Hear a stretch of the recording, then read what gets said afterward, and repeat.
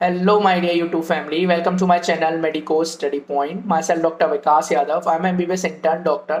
So in this video, I'm going to discuss about how you can study in MBBS first year. आप MBBS first year में कैसे पढ़ें अपनी how you can survive MBBS first year, जिससे कि आप physiology, biochemistry, anatomy सारे subjects अच्छे से पढ़ पाओ। I will also discuss about the ragging part of the medical colleges, क्योंकि फर्स्ट ईयर में जाके सबसे ज्यादा स्टूडेंट्स को रैगिंग का डर होता है।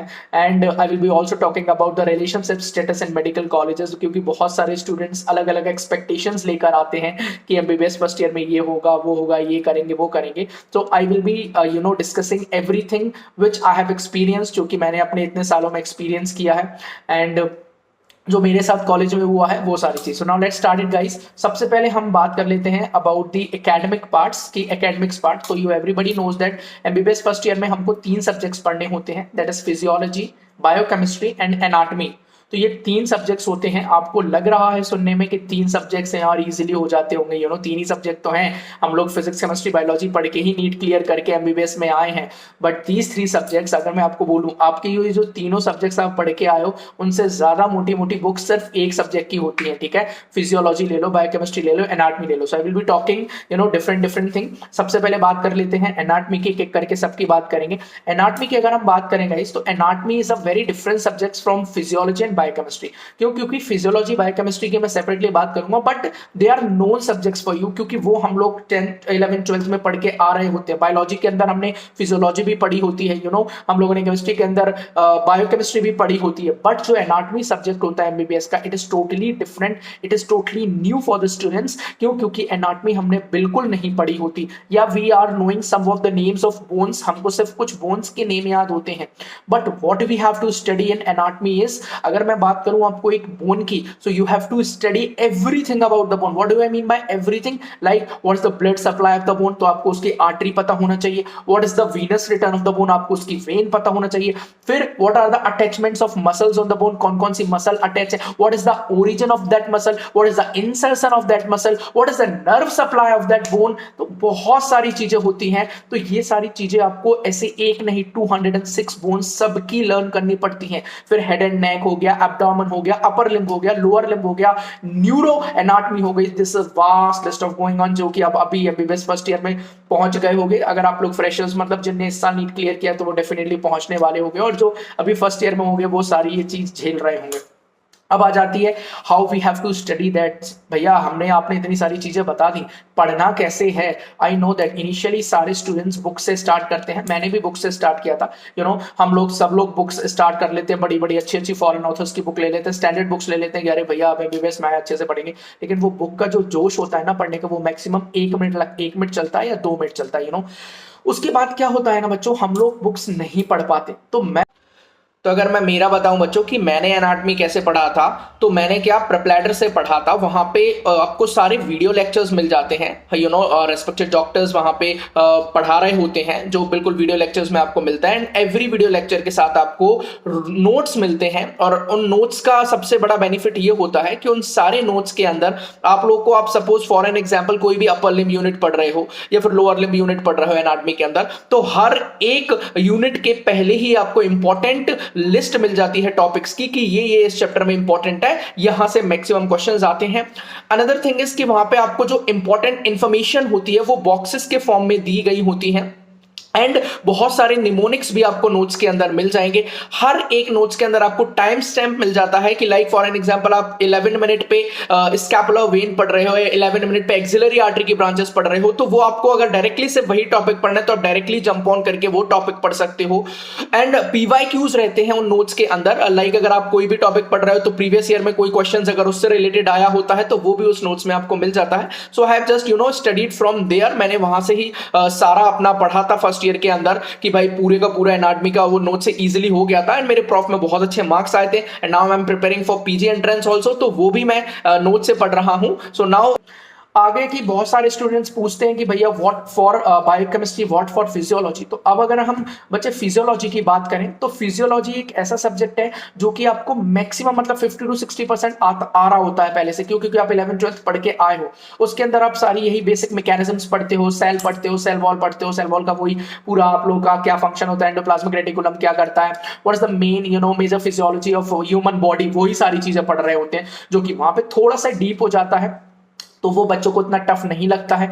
उसके लिए आप फिजियोलॉजी के लिए बहुत सारी बुक्स आती हैं, वो आप यूज कर सकते हो। लाइक अगर पर्सनली मैं बताऊं तो बहुत सारे बच्चे बोलते हैं भाई कि आप कैनोंग ले लो, या फिर बहुत स्टैंडर्ड बुक्स का नाम बताते हैं, बट आप सैम्बुलिंगम से भी पढ़ सकते हो, ए.के. जैन आती है उससे भी पढ़ सकते हो, ठीक है। तो वो सारी चीजें हो जाती हैं। फिर बच्चों का एक ये भी हो जाता है, आजकल के बच्चे बड़े क्यूरियस होते हैं कि भैया हमको पीजी की प्रिपरेशन करना है, so how we can do that. तो पीजी की प्रिपरेशन जब वर्ड आता है तो बच्चों के मन में आता है सिर्फ और सिर्फ MCQs, MCQs, question question question. या that's very important part of that preparation कि आपको एमसीक्यूज और क्वेश्चन ज्यादा लगाने होते हैं। मेरा अगर आप लोग पूछो तो जैसा मैंने आपको बताया था कि मैं एनाटॉमी के वो नोट से पढ़ रहा था, सेम फिजियोलॉजी के भी जो मैं क्वेश्चन लगाता हूँ वो प्रप्लैडर के क्वेश्चन बैंक से लगाता हूँ। उनका क्वेश्चन बैंक बहुत अच्छा है, उसके अंदर आपको प्रीवियसली ईयर के क्वेश्चन बैंक्स मिल जाएंगे और हर एक टॉपिक वाइज क्वेश्चन मिलेंगे वहां पे और द बेस्ट थिंग कि हर क्वेश्चन का जो आप सॉल्व करोगे उसके नीचे उसका एक्सप्लेनेशन भी मिल जाता है, तो मैक्सिमम चीजें मेरी वहीं से क्लियर हो जाती है। मैं कोई भी क्वेश्चन किया गलत हो गया तो उसका एक्सप्लेनेशन उस क्वेश्चन के नीचे होता है, वो पढ़ लो, तो मैक्सिमम ऑफ द टाइम आपकी पीजी प्रिपरेशन साथ में चलती रहती है। सो इट्स वेरी नाइस तो मैं ऐसे फिजियोलॉजी का भी अपना बुक से जो भी चैप्टर पढ़ा मैंने आके, या फिर जो भी मुझे लेक्चर में पढ़ाते थे वो आके मैंने देखा और उसके बाद फिर वहां से आके उसके क्वेश्चंस लगा लिए, क्वेश्चन बैंक से क्वेश्चन सॉल्व कर लिए, तो उससे मेरी क्वेश्चन प्रैक्टिस होती चलती है, साथ में पीजी प्रिपरेशन भी होती चलती है। बायोकेमिस्ट्री की बात करें तो बायोकेमिस्ट्री में बच्चों बायोकेमिस्ट्री या लिटिल बिट थोड़ा सा डिफिकल्ट पड़ता है, क्योंकि उसमें आपको साइकिल्स बहुत लर्न करनी पड़ती हैं, बहुत सारी आप लाइक अगर आप ग्लाइकोलाइसिस साइकिल हो गई, क्रैब साइकिल हो गई, ऑर्निथिन साइकिल हो गई, ये सारी साइकिल्स आपको सब फिर से करनी पड़ती हैं सारी की सारी। उसमें बहुत सारा रिएक्शंस वाला पार्ट भी आता है, बहुत सारे केमिकल टेस्ट वगैरह आते हैं, तो वो सारी चीजें पढ़ना पड़ता है। बुक की अगर हम बात करें तो आप उसके अंदर पंकज नायक करके बहुत अच्छे ऑथर हैं, उनकी बुक इंडियन ऑथर है, उनकी बुक बहुत अच्छी, वो आप पढ़ सकते हो।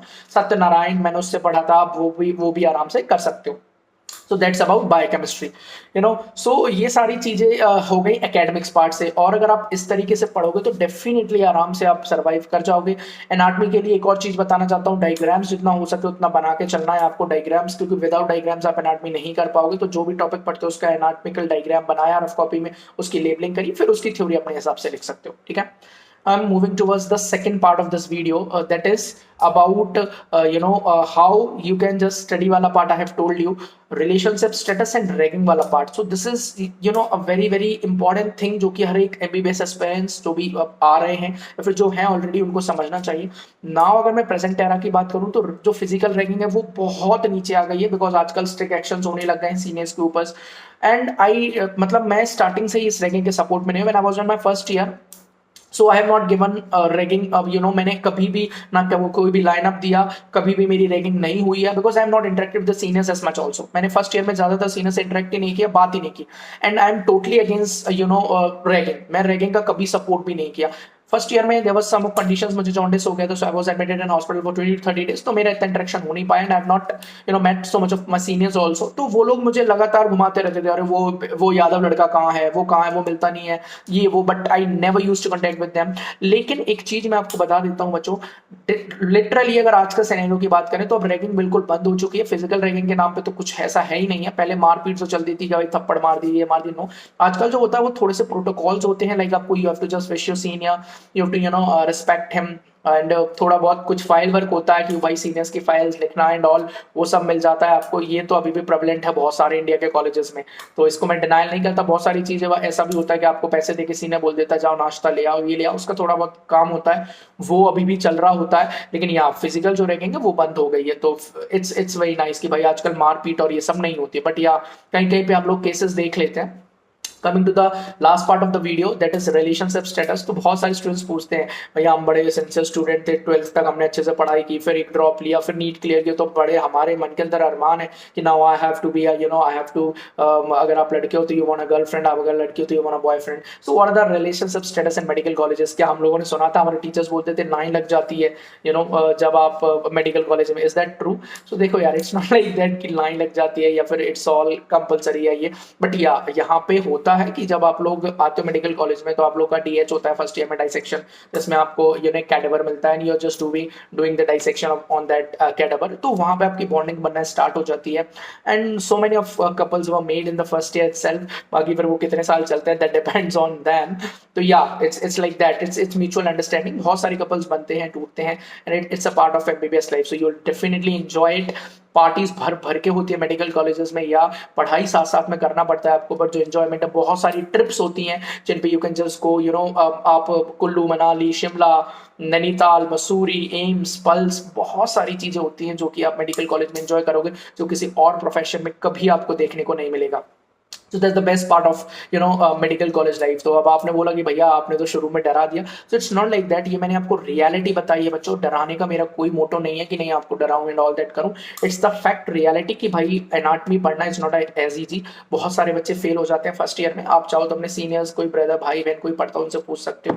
मैंने आपको बता दिया कैसे आप पढ़ सकते हो, आप नोट्स पढ़ सकते हो, आप बुक्स भी पढ़ सकते हो। आप डायग्रामेटिकली ज्यादा पढ़ोगे तो that will be beneficial for you. और अगर आपको कोई भी पर्सनल पूछना है, मेरे से बात करना है, you can just join my Instagram which is given in the description box. You can just join my Telegram channel also, and please इस वीडियो को अपने दोस्तों के साथ जरूर शेयर करो जो भी एमबीबीएस करना चाह रहे हैं या जो एमबीबीएस फर्स्ट ईयर में हूँ, if they are facing any difficulty in reading the subjects. And definitely do like this video, subscribe this channel if you are new on my channel, and view my video for the first time, then please do hit the like button, do subscribe the channel. I'll meet you in the next video. Till then, bye bye, take care, keep hustling, keep rocking guys, and yeah, keep studying, keep work hard. You'll definitely success your goal.